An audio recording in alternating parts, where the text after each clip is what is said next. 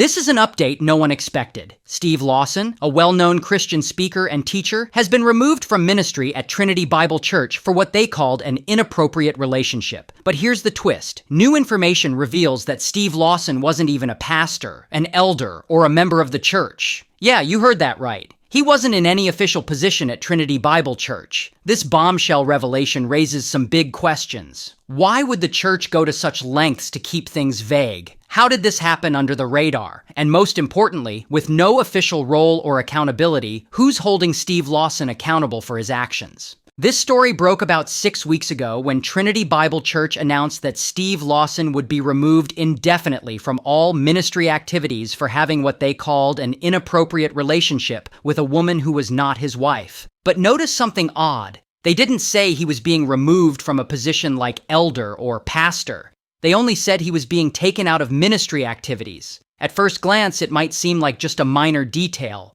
but in the church world, titles and roles are significant. So this left people scratching their heads. What exactly was Lawson's role at Trinity? Was he a guest preacher, a member, an elder? The answer is none of the above. According to pastors Derek Brown and Cliff McManus of Creekside Bible Church, Lawson was not a pastor, not an elder, and not even a registered member of Trinity Bible Church in Dallas, Texas. So what was he doing there? It turns out that Steve Lawson's official role at Trinity was essentially that of a guest preacher. According to information verified by multiple sources, Lawson held the title of lead preacher, a title that meant he was given permission by the church elders to preach on Sundays. But here's the thing. He was a guest. He would show up, preach his sermon, and then leave. And for the most part, he didn't stick around to chat or even greet the congregation. Church members describe seeing Lawson head straight to the back after his sermon, then leave almost immediately. He was rarely accessible to congregants, which is the exact opposite of what you'd expect from a pastor or elder. So here's the question. If he wasn't part of the church leadership, how did he manage to avoid the oversight that pastors and elders are usually subject to?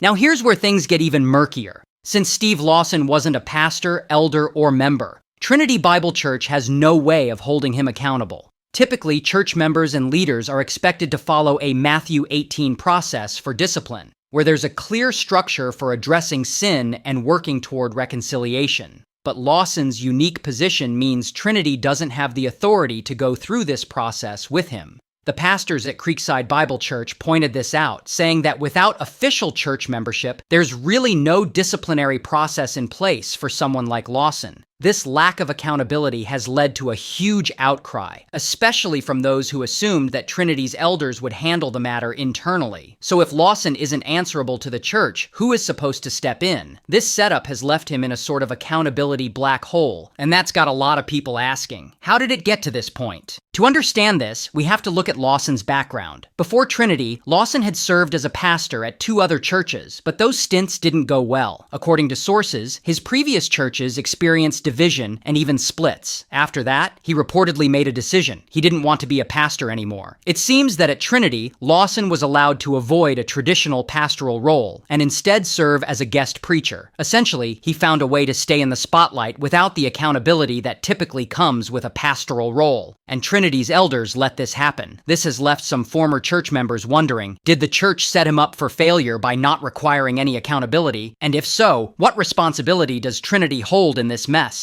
The revelation of Lawson's double life has given many at Trinity a new perspective on his behavior. Members describe Lawson as distant, rarely engaging with the congregation, and quick to leave after his sermons. Some are saying that this aloofness may have contributed to the fact that Lawson felt no sense of accountability to the people he was teaching. In retrospect, it seems that Lawson's setup as a lead preacher without any official role created an environment where he didn't feel a responsibility to his church community. And this lack of connection, some speculate, may have made it easier for him to lead a double life. To make things even more complicated, many outside ministries initially defended Lawson, telling concerned churchgoers and Christians everywhere to trust the local church to handle it. Groups like G3 Ministries, along with notable Christian figures, urged people to stay silent and let Trinity Bible Church work through it. But now that it's clear Trinity doesn't have the power to hold Lawson accountable, these statements seem misplaced. Critics are saying that by telling others to stay quiet, these ministries were unknowingly or knowingly shielding Lawson from scrutiny. This has sparked a new conversation. When a church leader is only loosely associated with a church, who is responsible for oversight? Should parachurch organizations be more involved?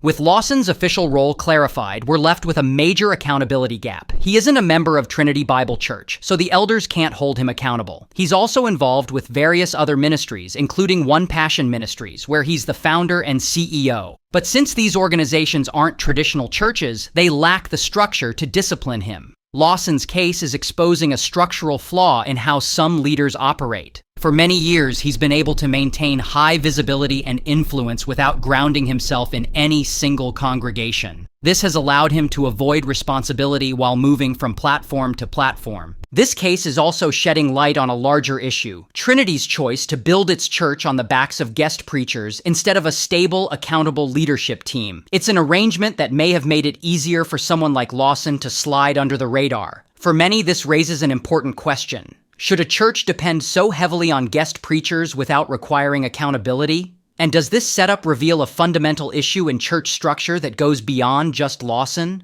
As for Steve Lawson's current whereabouts, sources say he's been largely unresponsive and uncooperative in efforts to reach him. Unlike most cases where church leaders come forward, confess, and begin a restoration process, Lawson has yet to publicly address the allegations against him. Reports say he's residing in Tennessee, while his family, his wife and daughter, who just had a baby, remain in Dallas. This separation and Lawson's silence are fueling even more speculation and frustration among those seeking answers and accountability. As we look back on this situation with Steve Lawson and the layers of complexity and lack of accountability, it's clear that the church community needs to take a deeper look at its structure, especially when it comes to leadership roles. But beyond church roles and systems, there's a more significant lesson here: a call for us to refocus on biblical accountability and what true leadership in Christ should look like. The Bible speaks directly to the importance of accountability, especially for those who teach and lead. In James 3:1, it says, "Not many of you should become teachers, my fellow believers, because you know that we who teach will be judged more strictly." This verse highlights that those who are called to lead, teach, and shepherd others have an even greater responsibility to walk with integrity and faithfulness. They are held to a higher standard because they have influence over others' faith. So where does this leave us as a church community?